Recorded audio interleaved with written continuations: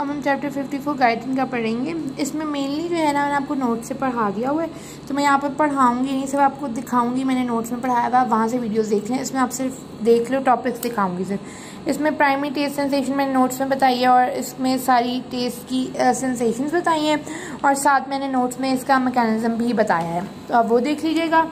फिर उसके बाद टेस्ट ब्लाइंडनेस नहीं बताया, उसमें ये है कि टेस्ट ब्लाइंडनेस जो है वो बहुत से लोगों में होती है क्योंकि डिफरेंट टाइप्स ऑफ थायरोइड के कंपाउंड्स जो है ना वो नहीं वो सेंस कर पा सकते, और इसको टेस्ट ब्लाइंडनेस को डेमोन्स्ट्रेट करने के लिए भी हम क्या करते हैं, फिनाइल थायोकार्बामाइड उनको टेस्ट करवाते हैं लोगों को, मतलब पीपल को, फिर उनको पता लग जाता है टेस्ट ब्लाइंडनेस है कि नहीं। ठीक है, फिर उसमें ये भी उसमें बताया है टेस्ट बड और इसका स्ट्रक्चर। फिर उसमें ये भी बताया है कि टेस्ट बड की लोकेशन कहाँ का कौन से पेपिलाए में होती है। फिर उसके बाद ये मैकेनिज़्म जो है ये भी सारा कंप्लीट मैंने अपनी नोट्स में बताया हुआ है।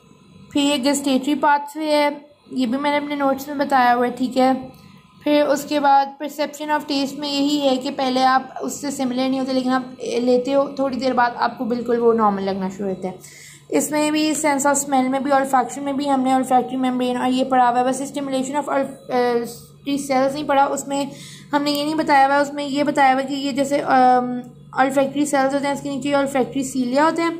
तो ऑल्फैक्टरी सीलिया में हमारे पास क्या होता है, ये जी प्रोटीन होता है, कपल रिसेप्टर, और ये होता है हमारे पास क्या होता है कि एडोरेंट आके लगता है, तो इसमें अल्फा सब यूनिट अलग हो जाता है। अल्फा सब यूनिट जाकर एडेनाइल साइक्लेज पे एक्ट करता है, एक्टिवेशन करवाता है एडेनाइल साइक्लेज की, जिसकी वजह से एटीपी जो है साइक्लिक एएमपी में कन्वर्ट होता है और इसकी वजह से सोडियम गेटेड चैनल ओपन होते हैं और सोडियम इंक्रीज होता है इंट्रासेलुलरली।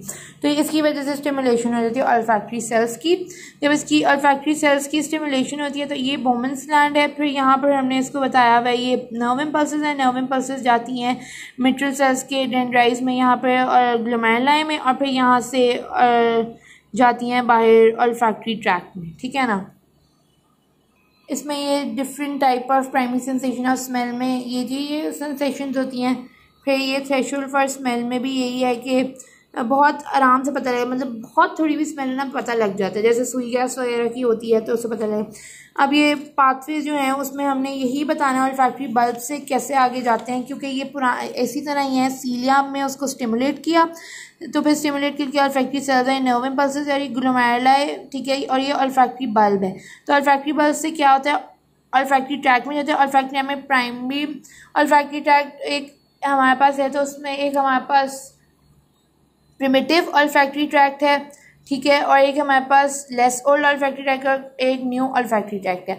जो मीडियली होता है वो प्रिमिटिव ऑल्फैक्टरी ट्रैक्ट है और लैटरली जो है लेस ओल्ड और न्यू होता है। न्यू वाला जो है वो थैलेमस से रिलेटेड होता है, और ये देखिए ना इसमें प्रिमिटिव जो है प्रिमिटिव मीडियल ऑल्फैक्टरी एरिया से रिलेटेड होता है। ठीक है, और इसमें हम बेसिक ऑल्फैक्टरी सेंसेशन के लिए यूज़ होता है, और जबकि जो लेस ओल्ड है वो हमारे पास लैटरल ऑल्फैक्टरी एरिया के लिए होता है, और ये एक सबसे अनोखी है जिसके अंदर थैलेमस नहीं होता था, जबकि न्यूर पाथवे में भी थैलेमस के थ्रू ही वो जाते हैं, through the dorsomedial thalamic nuclear, और फिर latero posterior quadrant of the orbitofrontal cortex में जाते हैं। ठीक है, दैट्स ऑल।